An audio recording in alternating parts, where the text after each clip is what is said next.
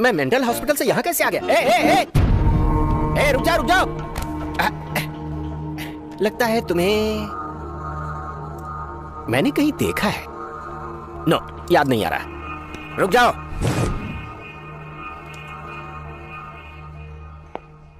इसे कहीं देखा है क्या? मैं पूछ रहा हूं कि कहीं इसको देखा है क्या? बोलो, देखा है कि नहीं? जल्दी बोलो। बाहर है क्या? Oh really? Thank you. एक मिनट, अब ये 20 साल पहले की फोटो है। तुम कह रहे हो कि ये आदमी बाहर है, कैसे पहचाना तुमने? बोलो ना, बोलो। Look at me. ऐसे विलन की तरह मुझे क्या घूर रहा है बे? ये फोटो तो एक बच्चे की है, तुमने इसे अभी कैसे पहचान लिया? 20 साल पहले ही देख चुका हूँ इसे। सुन, तुझे देखकर मुझे शक हो रहा है। ये लोग जो तुम्हारे साथ हैं, ऐसा लग रहा है कि तुम लोग किसी खतरनाक काम को अंजाम देने जा रहे हो। तुम्हारे तेवर ऐसे ही हैं, am I right? अरे अब बताना, जल्दी बोलो। कौन है ये? डॉन।